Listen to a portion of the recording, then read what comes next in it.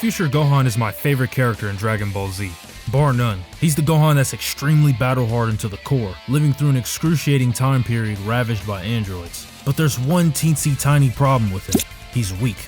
Despite all of his training prior to the special chapter, and even before his final confrontation with them, he was still no match for these androids in the future. Fans have always asked themselves this question for years now, trying to make out an explanation to why he's so weak. In this video, I'll give the real reason why Future Gohan was inept as a fighter, compared to his alternate counterpart. In your head, you may be thinking, okay, obviously present-time Gohan is stronger because he trained in the hyperbolic time chamber and attained the Super Saiyan 2 transformation. Well, you're half right. We'll get to that explanation later though. That still doesn't disregard the fact that Gohan has hidden potential. This fact was foreshadowed ever since the Saiyan and Frieza arcs in the series. After all, it's the same Gohan. He's fought with Raditz, Vegeta, and Frieza, and in those battles he was able to tap into a rage that was unforeseen.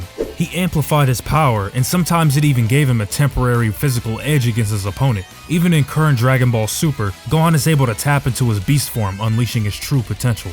However, the question still remains: why is Future Gohan so weak? With everything we know about the character, he should have been able to reach his full potential with all of the anger that's burrowed within him. With present-time Gohan, all it took was for his friends to take damage and stare at the potential threat of being killed. Whereas future timeline, everyone's already dead. Back in OG Dragon Ball, we learn about Ki and how it's manipulated. We also learn about the properties of Ki itself. These components consist of Genki, meaning energy, Yuki, meaning courage, and Shoki, meaning mind. We learn that these components are the essential life force of things, and it's how characters like Jiren manifested their Ki into an aura outside of the user's body. Each component plays a crucial role in how powerful you are in the verse. Characters like Goku are so powerful because of his high concentrated levels of Yuki, Genki, and Shoki. Each property affects the other. If you're lacking in one department, it'll diminish the other heavily. So if you have low Genki, energy, you'll lack in the Yuki department and vice versa. We see this many times in the series how this is conveyed. For instance, in the final battle between Gohan and Cell, Gohan's lacking in Yuki, aka courage. He believes he can't beat Cell and pretty much gave up the fight until Goku intervened.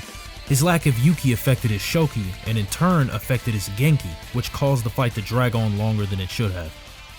Gohan always had the energy to beat Cell, even with it being halved because of his arm, but his lack of confidence in himself affected his power and his psyche. Now that we have this information, we can relay it back to Future Gohan and how his power was affected. We can say for sure he definitely wasn't lacking in Yuki like present Gohan was. He was confident, and he fought the androids any chance he got, even when he was clearly no match. The manga and anime are different, however, when it comes to interpretation. In the anime, Gohan was able to keep up with both androids at the same time, even after the loss of his arm, and even damage them with a few hits. In the manga, Gohan shows up and dies immediately after the Zenkai boost of losing his arm and being in his Super Saiyan transformation. A few hours later, Trunks wakes up confused looking for Gohan, and he finds his corpse similar to the anime special. One thing I have to praise the anime for is visibly showing how the situation is affecting Gohan's psyche. There's multiple scenes where he's upset, saddened, and borderline depressed due to the events, saying things like, "I can hear them crying down there, Trunks. That's why I have to go. I hope you understand someday." He trains Trunks knowing that someday he won't be able to do this forever, that his death will inevitably come by the hands of the androids. Gohan lacked in Shoki. His mind was mentally disturbed by the acts of the androids.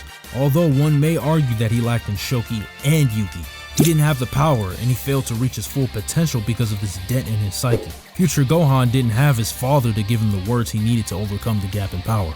This is why there's a contrast between his future and present incarnations. They both lose their left arms in their final fights, and the difference here is that Goku encouraged Gohan even in his death to awaken the power to take out Cell. Toriyama was trying to convey the guidance between the two incarnations.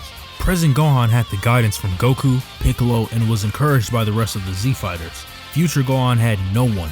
He was left in a ravaged world, no guidance, and all he could do was push his remaining courage and guide the next generation through his apprentice Trunks. Even with this guidance that he bestowed to Trunks though, it wasn't enough. He traveled to the present, and thanks to Goku and Vegeta, he increased the potential of his Super Saiyan forms, reaching grade 3, and later even possibly reaching grade 4.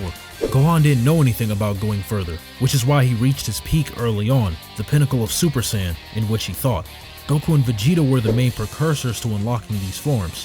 Without Vegeta pondering about the next level and Goku suggesting the hyperbolic time chamber, there wouldn't have been a next level. This information was only passed down through them. So then we ask the question once again, why was future Gohan so weak? He lacked Shoki, the spiritual key property of the mind, and was affected due to the traumatic years of the android's onslaught. He had the courage to take them on, but without both properties you can't muster the strength to close the gap. The second reasoning is guidance. Trunks undoubtedly became stronger after paying a visit to the past and learning about increasing the power of the Super Saiyan. If Gohan had this knowledge, he would have definitely had the advantage. In the end, future Gohan is a beloved character, and arguably the best Gohan. Not because he had the power, quite the opposite actually. It was the fact that he gave it his all in a battle he knew he couldn't possibly win in the end. That's commendable. The love he gave to Trunks despite the impending doom of the androids is also commendable. He made a fine warrior in the end, and I know Gohan would be proud. Above all else though, Gohan is my favorite character because he's honorable, and he's a protector, but he's also human. He can't do it all by himself, and he placed that burden upon himself. He paid the price, but in the end his legacy lived on through his apprentice, as well as his alternate self. Gohan and Trunks together truly saved the future. Thanks for watching this video. Hit that subscribe button if you'd like to see more analysis content on Dragon Ball. Until then.